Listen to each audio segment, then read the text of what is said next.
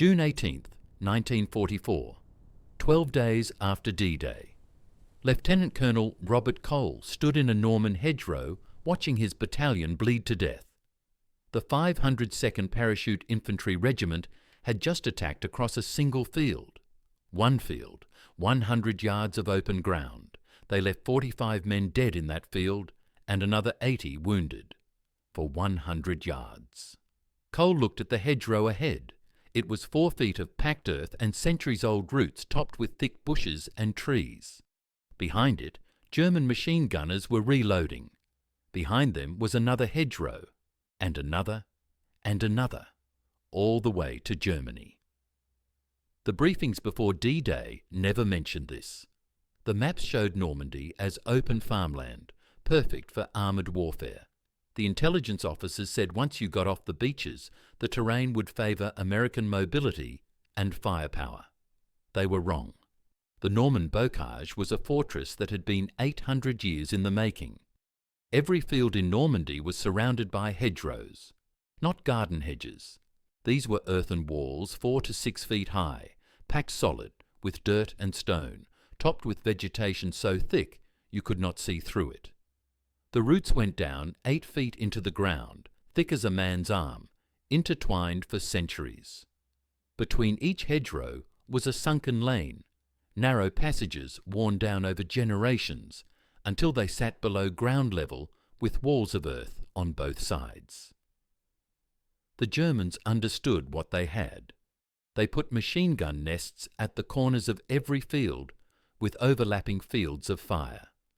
They positioned mortars in defilade where American artillery spotters could not see them. They mined the obvious approaches and waited for Americans to walk into killing zones. American infantry had to advance across open fields toward hedgerows they could not see through. German machine guns opened fire from 30 yards away. By the time Americans realized where the fire was coming from, half the squad was down. If they made it to the hedgerow, Germans on the other side threw grenades over the top. If Americans breached one hedgerow, there was another one 100 yards away. The Germans just fell back to the next position and started killing again. At a field hospital 3 miles behind the lines, Army Chaplain Captain George Wood moved through a tent full of dying men. The air smelled like blood and gangrene and the chemical sweetness of morphine. A surgeon brushed past him, hands still red, heading to the next operating table. The surgery had been going for 14 hours straight. Private David Miller grabbed the chaplain's sleeve. He was 18 years old, from a farm outside Cincinnati. Machine gun fire had torn through his stomach. The medics had done what they could. It was not enough. "Father," Miller whispered, "tell my mum I tried. Tell her the hedge was too tall. I could not see them. I could not see anything." The chaplain held the boy's hand and said the words he had said too many times that week. Miller died before he finished. The chaplain stood there for a moment, looking at Miller's face. He looked like he was sleeping. He looked like a child. That was the 4th boy the chaplain lost that day.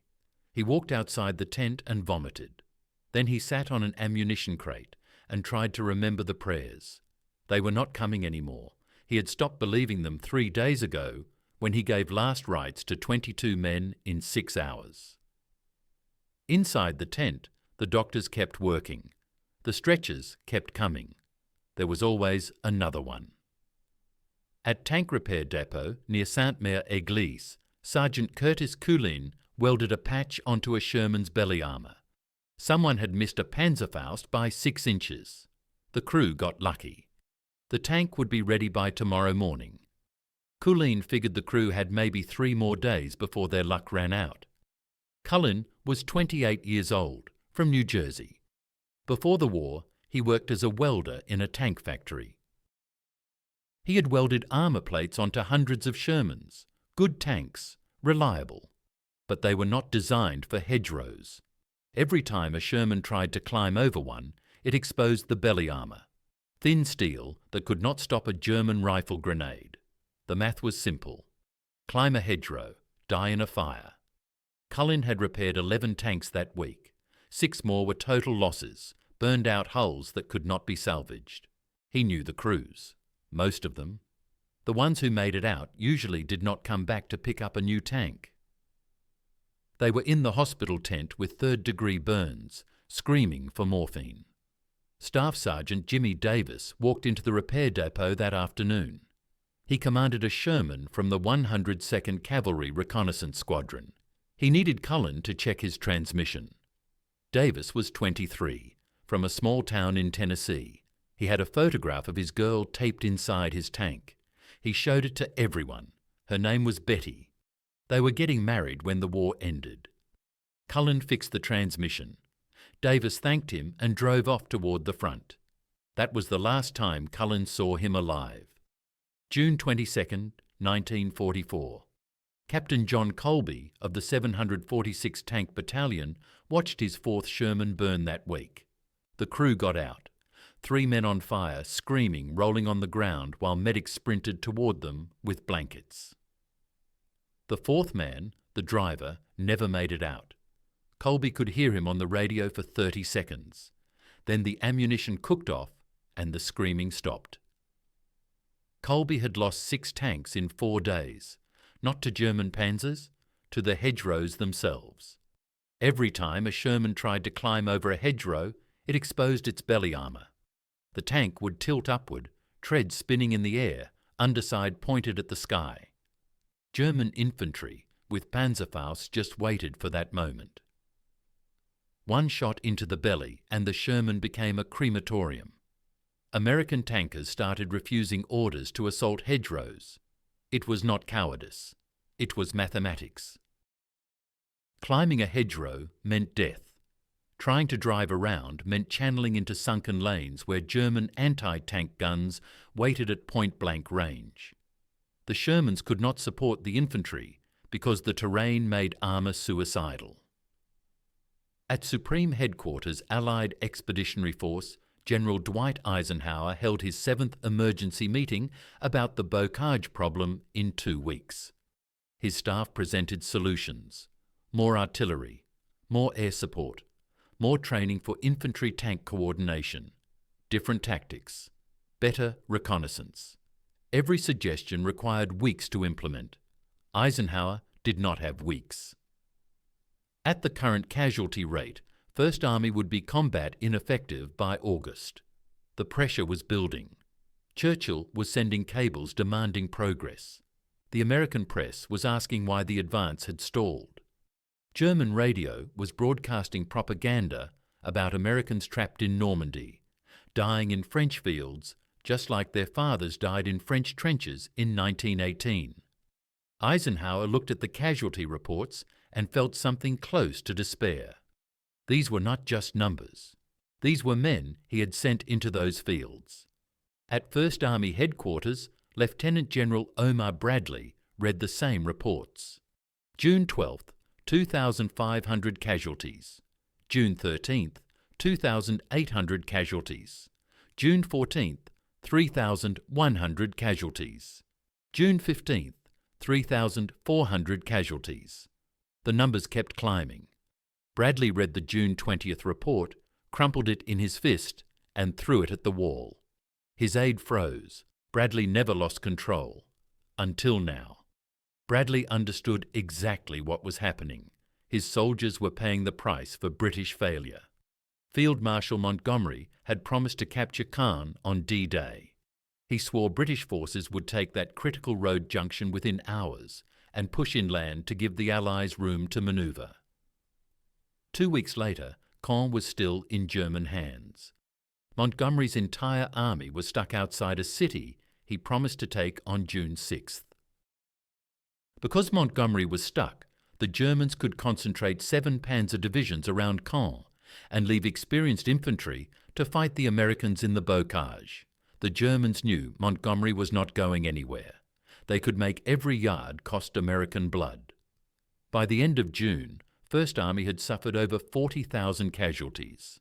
40,000 Americans killed, wounded, or missing in 3 weeks. The 29th Infantry Division lost half its combat strength.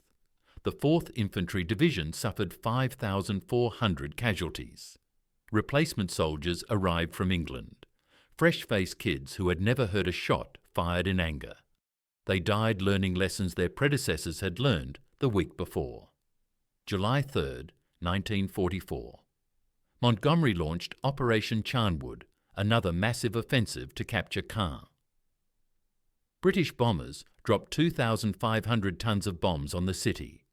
British and Canadian infantry attacked with overwhelming force. After 3 days of brutal fighting, they captured the northern half of Caen. The southern half, the part with the road networks and open terrain beyond, remained in German hands. That afternoon, a message arrived at Bradley's headquarters from Montgomery. Operation Charnwood success. Caen liberated. Congratulations to all forces. Bradley looked at the map. Caen was half captured. Montgomery had spent 3 weeks preparing that offensive. He had unlimited air support and fresh troops. He took half a city and declared victory. Bradley stared at the message for a long time. Then he said something his aide had never heard him say before. He is lying. Montgomery is lying to us. Again. American soldiers kept dying in the hedgerows. At German 352nd Infantry Division headquarters near Saint-Lô, Major Fritz Ziegelmann wrote in his diary on July 8, 1944. The entry was brief but confident. The Americans send their tanks against the hedgerows like clockwork. We destroy them like clockwork. They have learned nothing since Kasserine Pass. Their infantry is brave, but their tactics are suicidal. If they continue this way, they will bleed themselves dry before reaching Saint-Lô. We hold every advantage. The terrain fights for us. Ziegelmann closed the diary and went to dinner. He was in good spirits. The Americans were predictable. They attacked the same way every time. German soldiers called them hedge climbers now, a joke that spread through the entire division. The Americans would climb hedgerows and die. It was the easiest fighting the 352nd had seen since France in 1940. Ziegelmann was wrong. Someone was learning. But it was not happening at headquarters. It was happening at a tank repair depot where a sergeant was about to have an idea that would change everything. July 13, 1944. At the 102nd Cavalry Reconnaissance Squadron, Curtis Culin attended another funeral. Staff Sergeant Jimmy Davis, 23 years old, from Tennessee. His tank had tried to climb a hedgerow that morning. German Panzerfaust hit the belly armour. Davis burned to death inside his Sherman while his crew listened to him scream on the radio. The ammunition cooked off after 90 seconds. By then, Davis had stopped screaming. Cullen stood at the grave while the chaplain said words that meant nothing. He looked at the photograph they had recovered from Davis's tank. Betty, the girl Davis was going to marry. Someone would have to mail that photograph home with a letter saying Davis died fighting for his country. They would not mention that he burned alive because American tanks could not cross a hedge without exposing their bellies. That night, Cullen could not sleep. He kept hearing Davis on the radio. He kept seeing the flames. At 0200 hours, he gave up trying and walked to the beach, Utah Beach, where they had landed 5 weeks earlier. The beach was empty now. The invasion fleet was gone. The temporary harbours were dismantled. But the obstacles were still there. All along the waterline, there were steel beams and Czech hedgehogs, anti-invasion obstacles the Germans had placed to stop landing craft, thousands of tons of steel cut into shapes designed to rip the bottom out of boats. The engineers had blown gaps through them on D-Day. The rest just sat there, rusting in the salt water. Cullen looked at the steel. He looked back toward the hedgerows inland where Americans were dying. He thought about Davis. He thought about the 11 tanks he had repaired that week and the 6 he could not repair. He thought about Sherman tanks trying to climb over obstacles instead of cutting through them. And Curtis Culin, a 28-year-old welder from New Jersey, had an idea that would save 10,000 American lives. July 14th, 1944. Dawn, Curtis Culin stood on Utah Beach with a cutting torch, a sledgehammer, and a plan that would get him court-martialed if anyone found out. The steel obstacles were German property. Technically, the beach was Allied territory now, but the obstacles were classified as captured enemy equipment. Taking them without authorization was theft of military property. Culin did not care. He needed that steel. He fired up the cutting torch. The flame turned blue-white. He cut through the first steel beam in 4 minutes. It was good steel, thick and strong, perfect for what he had in mind. He loaded it onto a truck he had borrowed without asking permission. That was 2 violations of Army regulations before breakfast. By 0800 hours, Culin had 300 pounds of scrap steel hidden behind the repair depot. His crew chief, Corporal Roberts, found him welding in the back of the workshop. "What are you building, Culin?" Culin did not look up from his work. "Something that might get us all killed. Or it might save the entire damn army. I will know in about 6 hours." Roberts watched Culin weld steel prongs onto a metal frame. It looked like nothing Roberts had ever seen before. It looked insane. "Does the captain know you are doing this?" Culin kept welding. "The captain does not know anything, and if this does not work, he never will." By 1400 hours, Culin had finished the prototype. It was a crude contraption, 4 steel tusks welded onto a heavy frame designed to bolt onto the front of a Sherman tank. The tusks angled forward and down like the horns of a charging bull. Culin had calculated the angles carefully. When the Sherman drove into a hedgerow, the tusks would bite into the earth and roots. The tank's weight and power would drive them deeper. Instead of climbing over the hedgerow and exposing the belly armour, the tank would cut straight through. That was the theory. Culin had no idea if it would actually work. He needed a tank to test it. He needed a hedgerow. And he needed to do it without telling anyone what he was doing, because if it failed, he would be court-martialed for destroying a Sherman and wasting materials needed for critical repairs. Sergeant Bill Dwyer walked into the workshop at 14:30 hours. He commanded a Sherman that was scheduled for minor repairs. Culin knew Dwyer, good tanker, aggressive. The kind of man who would understand what Culin was trying to do. "Dwyer, I need your tank for 2 hours." Dwyer looked at the steel contraption bolted to a workbench. "What the hell is that?" Culin wiped grease off his hands. "That is either going to cut through hedgerows like butter, or it is going to rip the front off your tank and get both of us court-martialed. Want to find out which?" Dwyer stared at him. "You are serious. Dead serious. Davis burned yesterday because his tank could not get through a hedge without exposing the belly.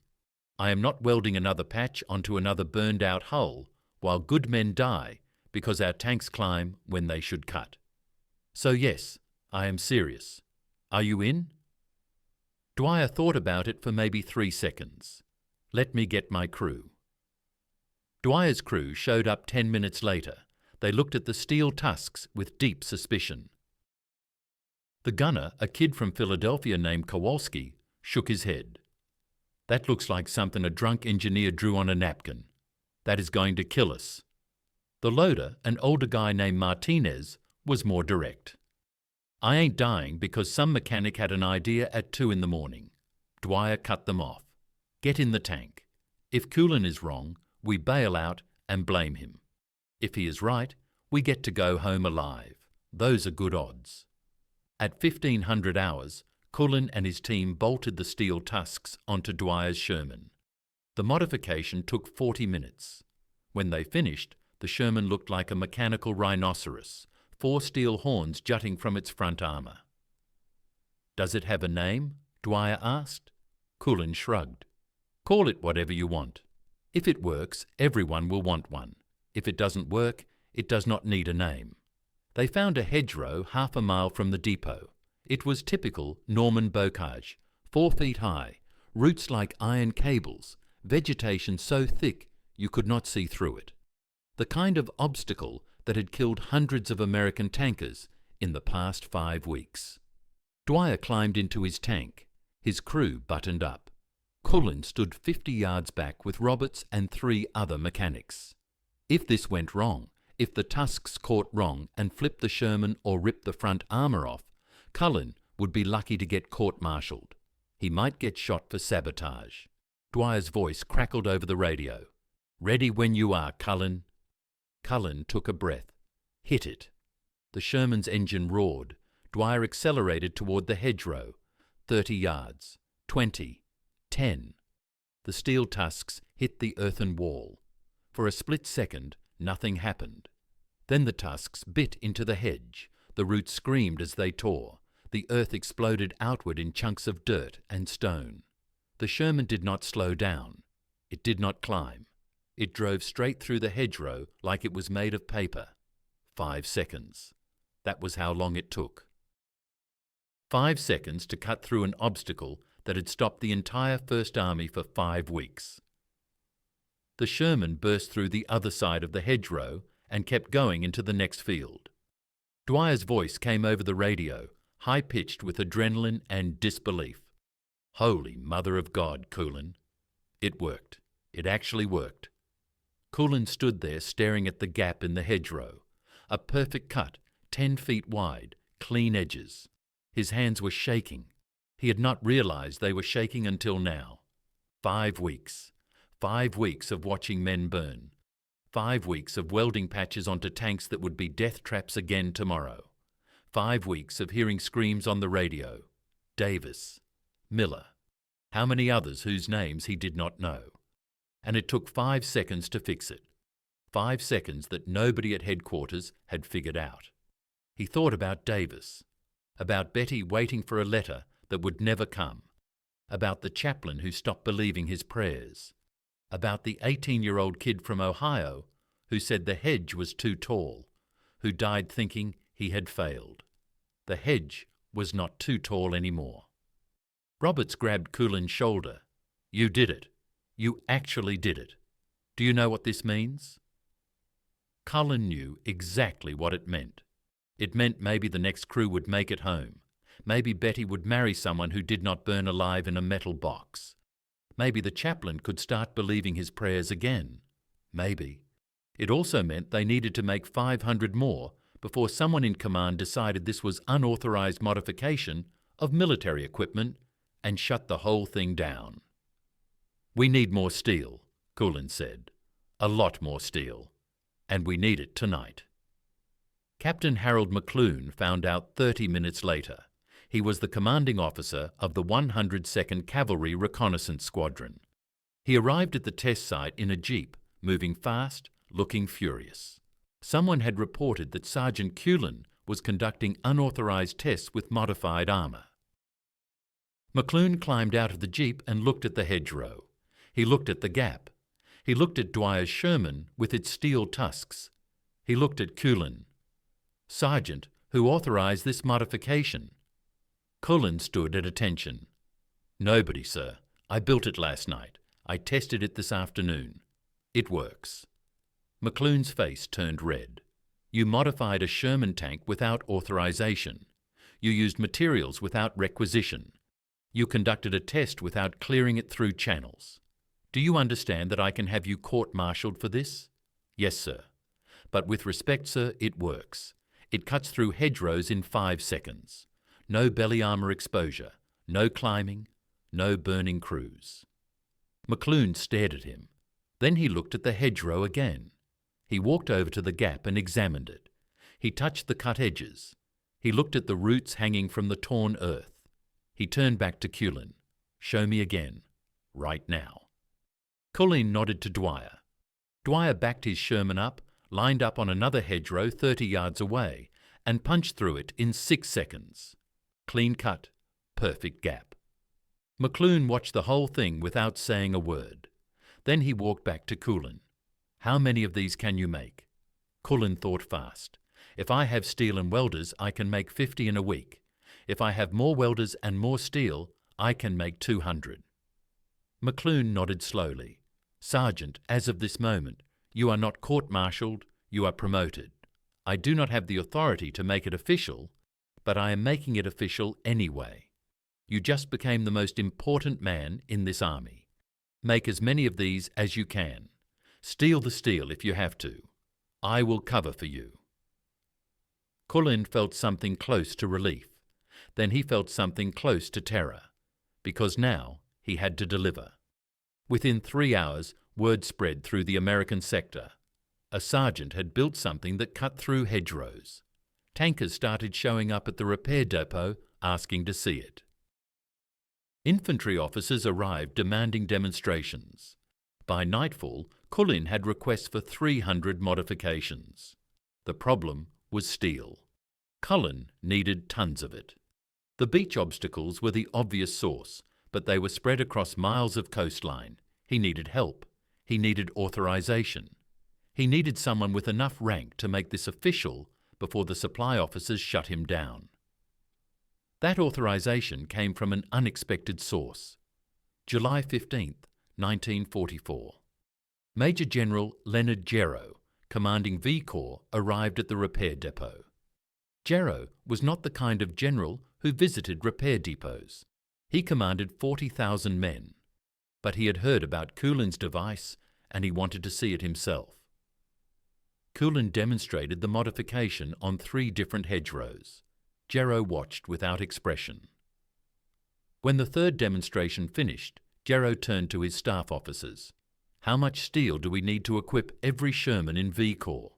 A supply officer did quick math. "Roughly 60 tons, sir, assuming we use the beach obstacles." Hedgerow nodded. "Then get 60 tons. Assign engineer battalions to cut up the obstacles and transport them to every tank battalion in the Corps.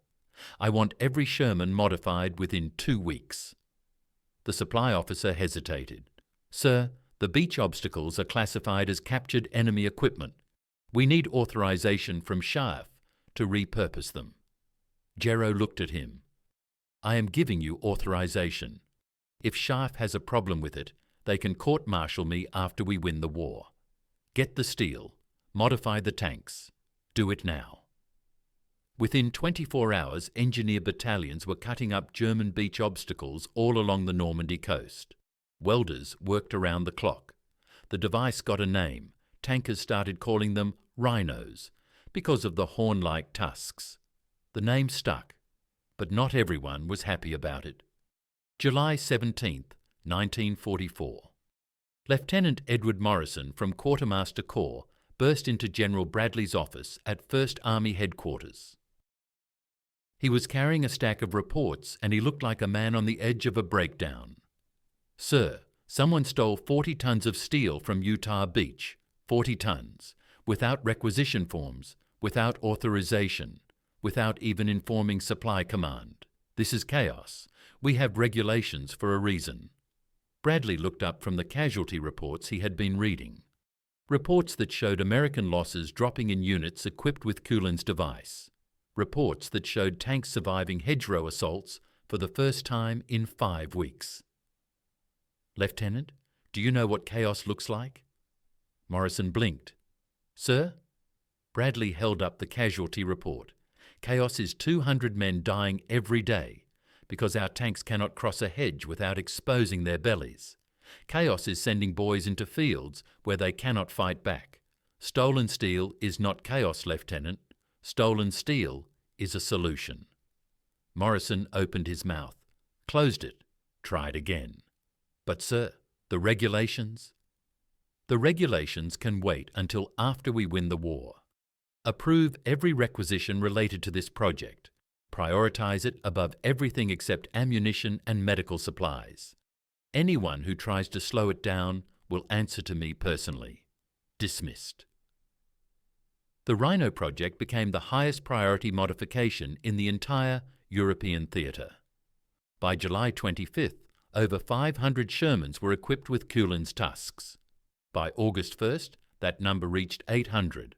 Every tank battalion in 1st Army was being equipped. 3rd Army, which had just become operational under Patton, put in orders for 600 more. The Germans had no idea what was coming. At German 352nd Infantry Division headquarters near Saint-Lô, Major Fritz Ziegelmann received scattered reports from frontline units. American tanks were behaving differently. They were not climbing hedgerows anymore. They were cutting through somehow.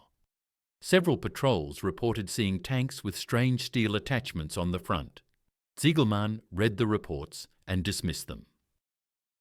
Probably a few tanks with improvised modifications, American ingenuity, nothing systematic, nothing that would change the tactical situation. The hedgerows still favoured the defence. The Americans were still trapped. He wrote in his diary that evening, "A few modified tanks will not save them. The bocage belongs to us." Ziegelmann was wrong. Curtis Culin, a 28-year-old welder from New Jersey, had just armed the entire First Army with the one weapon the bocage could not stop, and Operation Cobra was about to prove it. July 24, 1944. Evening. At German 7th Army headquarters in Le Mans, Field Marshal Gunther von Kluge read intelligence reports about the American sector with growing confidence. The Americans had been stuck in the bocage for 7 weeks. Their casualties were enormous. Their advance had measured progress in yards, not miles. Von Kluge had fought on the Eastern Front. He knew what a stalled offensive looked like. The Americans were finished. His staff reported American preparations for another attack near Saint-Lô. More of the same. Artillery barrages, infantry assaults, tanks trying to climb hedgerows and dying in the attempt. The pattern had repeated for 7 weeks. Von Kluge saw no reason it would change now. He sent a message to Berlin. The situation in Normandy is stable. American forces lack the capability to break through bocage terrain. Our defensive positions are holding. We can maintain current lines indefinitely. Von Kluge went to bed that night, believing the war in Normandy was a stalemate. He would wake up to discover he had lost France. July 25, 1944. 09:38 hours. Operation Cobra began with the largest concentrated bombing in support of ground troops the world had ever seen. 1,500 heavy bombers and 400 medium bombers attacked a rectangle of German positions 5 miles wide and 1 mile deep near Saint-Lô. They dropped 4,000 tons of bombs in less than an hour. The bombing was supposed to land entirely on German positions. It did not. Short drops killed 111 Americans and wounded 490 more. Lieutenant General Leslie McNair, the highest-ranking American officer killed in the European theatre, died in that bombardment, but the vast majority of the bombs hit exactly where they were supposed to. German positions simply ceased to exist. At Panzer Division headquarters, Major General Fritz Bayerlein watched his division disintegrate. The bombing caught his tanks in assembly areas. He lost at least 70% of his combat power in 60 minutes. Soldiers who survived were in shock, unable to fight, unable to retreat, unable to do anything except dig themselves out of the rubble. Bayerlein sent a message to 7th Army headquarters. Panzer Division is destroyed, unable to hold positions, unable to organize defense. The Americans will break through. But von Kluge did not believe him. Bayerlein had a reputation for exaggeration. Von Kluge had seen bombing before. It was devastating, but defenders always survived. The Americans would advance slowly, as always. German forces would re-establish defensive lines. The bocage would do the rest. Von Kluge ordered Bayerlein to hold his positions. Reinforcements were coming. The defensive line would hold. It was already too late. At 1100 hours, American infantry from 7th Corps advanced into the bombed area.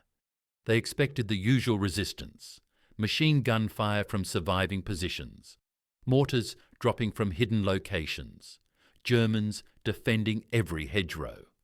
They found shattered positions and stunned survivors who surrendered without fighting. The bombing had not just destroyed German combat power, it had destroyed German will to fight. But the infantry advance was slow. The bombing had cratered roads and made movement difficult. By afternoon, 7th Corps had only advanced 2,000 yards. At 1st Army headquarters, General Bradley read the reports with growing concern. This was supposed to be the breakthrough. It looked like another grinding advance. Then the tanks arrived. At 1400 hours, Combat Command B of the 3rd Armoured Division moved forward. Every Sherman was equipped with Culin's Rhino device.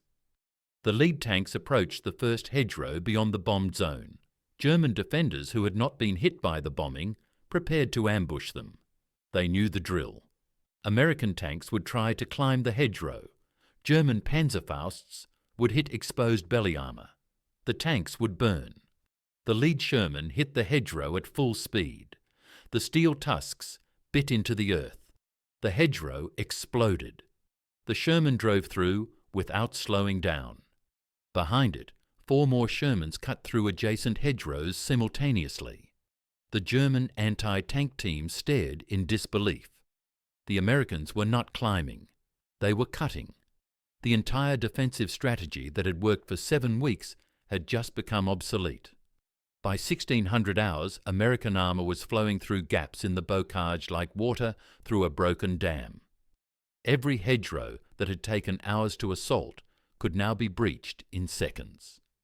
German defenders fell back to the next hedgerow only to watch American tanks cut through that one too. The defence collapsed. At German 352nd Infantry Division headquarters, Major Ziegelmann understood what was happening. The Americans had solved the bocage. Every advantage the Germans had held for 7 weeks was gone. He sent an urgent message to 7th Army headquarters. American tanks are cutting through hedgerows with unknown device. Unable to establish defensive positions.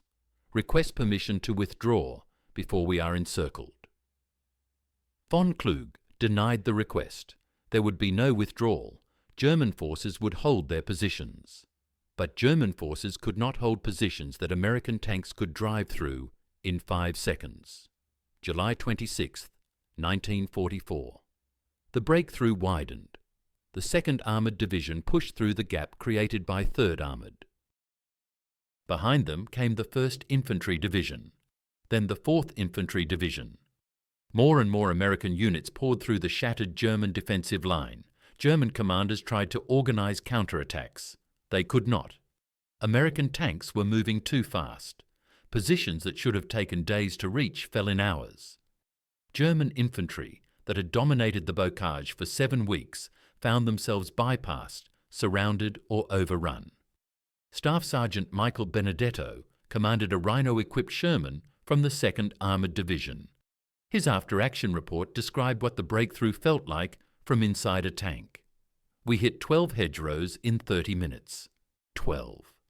Before the Rhino, 1 hedgerow could take all day and cost half the platoon. Now we were just driving through them like they were not there. German infantry tried to stop us. They could not. We had infantry following us through the gaps. We had artillery firing ahead of us. We had air support overhead. But the Rhino was what made it work. Without that, we would still be stuck at Saint-Lô. By July 27th, American forces had advanced 8 miles beyond Saint-Lô. That was more progress than First Army had made in the previous 7 weeks combined. German defensive positions designed to channel American attacks into killing zones were now useless. American tanks simply cut new routes through the bocage. At Panzer-Lehr Division, what remained of Bayerlein's command was in full retreat. He had started Operation Cobra with 12,000 men and 180 tanks. By July 27th, he had perhaps 3,000 men and 30 operational tanks. The division was combat ineffective. Bayerlein requested permission to withdraw to defensible positions behind the WWII River. Von Kluge finally approved. The entire German defensive line in western Normandy was collapsing. There was nothing left to hold. July 28, 1944. American armoured columns broke into open country beyond the bocage.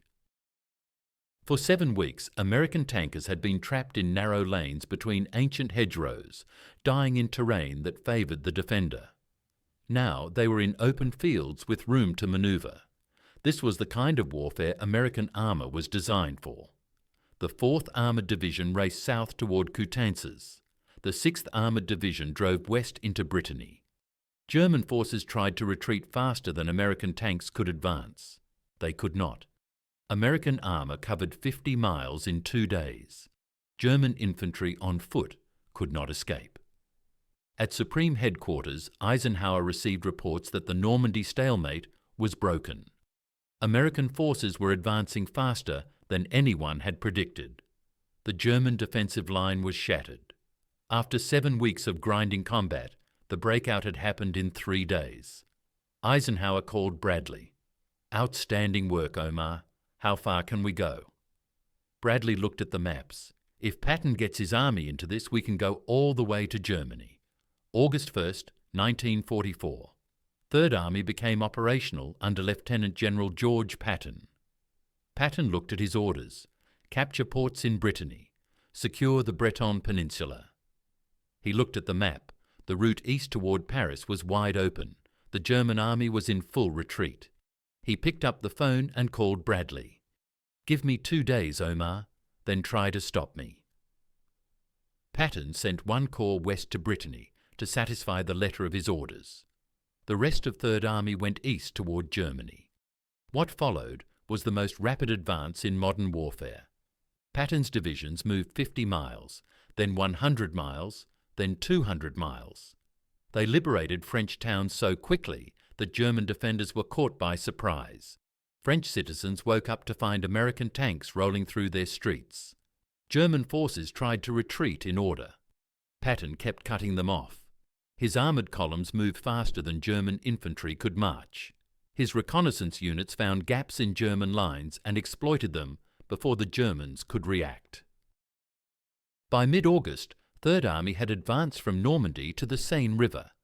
Patton had covered in 2 weeks what Montgomery had failed to accomplish in 2 months. The Normandy campaign was over. France was being liberated, and it happened because a sergeant from New Jersey had figured out how to cut through a hedgerow. At German 7th Army headquarters, von Kluge wrote his final report before being relieved of command. The Americans achieved breakthrough at Saint-Lô using modified tanks capable of penetrating bocage terrain. Our defensive strategy was rendered obsolete, unable to establish new defensive line. American armour exploitation speed exceeded all projections. The situation is irretrievable. Von Kluge included a personal note in his final message to Berlin. The modified American tanks changed everything. We had based our entire defensive doctrine on the assumption that the bocage was impassable to armour. They proved us wrong in 3 days. They innovated faster than we could adapt. That is why we lost. Von Kluge was recalled to Berlin on August 17th. Hitler suspected him of involvement in the July 20th assassination plot. On August 19th, while being transported back to Germany, von Kluge committed suicide. He left a letter for Hitler. It ended with a warning. "Make peace, you fool. The war is lost." September 12th, 1944. Curtis Culin was working at a tank depot in eastern France. 3rd Army was approaching the German border. The war was moving so fast that Culin could barely keep up with repairs. He did not think about the Rhino device anymore. It was just standard equipment now. Every Sherman had one. A jeep pulled up outside the depot. A lieutenant told Culin he had a visitor. Culin walked outside expecting a supply officer with questions about parts requisitions. General Dwight Eisenhower was standing next to the jeep. Culin snapped to attention. Eisenhower waved him off. "At ease, Sergeant. I am not here for a formal inspection." "I am here because I wanted to meet you." Culin had no idea what to say. Eisenhower looked at him for a long moment. "Do you understand what you did, Sergeant?" Culin shrugged. "I built a device that cuts through hedgerows, sir." Eisenhower shook his head. "You did more than that. You saved 10,000 American lives, maybe more. You turned a stalemate into a breakout. You gave us the tool we needed to break out of Normandy and liberate France. Military historians are going to study Operation Cobra for 100 years. They are going to talk about the bombing and the tactics and the generals. But you know what really made it work? Your device. A sergeant with a welding torch and a pile of scrap steel did more to win this war than most of the generals in Europe. Eisenhower extended his hand. Culin shook it. Thank you, Sergeant. Your army is grateful. Your country is grateful. I am grateful. Eisenhower climbed back into his jeep and drove away. Culin stood there watching the jeep disappear down the road. 10,000 lives. He thought about Davis, about Jimmy Davis who burned in his tank because he could not get through a hedge without exposing his belly. He thought about the chaplain who stopped believing his prayers. He thought about Private Miller from Ohio, who died thinking the hedge was too tall. He thought about Betty, who would never marry Jimmy Davis. But Betty would marry someone else, some other soldier whose tank had cut through a hedge instead of climbing it. Some other soldier who came home alive because a sergeant from New Jersey had an idea at 2 a.m. on a beach full of scrap steel. 10,000 lives, 10,000 men who would go home, 10,000 mothers who would not get telegrams, 10,000 girls, like Betty, who would marry their soldiers after all. Cullen's hands were shaking, just like they had shaken after the first test when Dwyer's Sherman cut through that hedgerow in 5 seconds. He wiped them on his coveralls and went back to work. There were tanks that needed repairs. After the war, Allied intelligence interrogated surviving German commanders about the Normandy campaign. They asked what surprised them most about American tactics. The answers were remarkably consistent. General Fritz Bayerlein, former commander of Panzer Lehr Division, was direct. The modified tanks. We had based our entire defensive strategy on the assumption that American armour could not cross the bocage without exposing vulnerabilities. When they started cutting through hedgerows, our defensive doctrine became worthless overnight. I do not know who invented that device, but he won the Battle of Normandy. Field Marshal Gerd von Rundstedt, who had commanded German forces in the West before being relieved, was asked if Germany could have held Normandy longer. His answer was blunt. Not after the Americans modified their tanks. The bocage was our greatest advantage. It neutralized American superiority in armor and air power. When they found a way through the hedgerows, we had nothing left.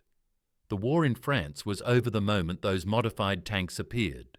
Major Fritz Siegelmann, who had written confidently in his diary about American failures, was captured in August 1944.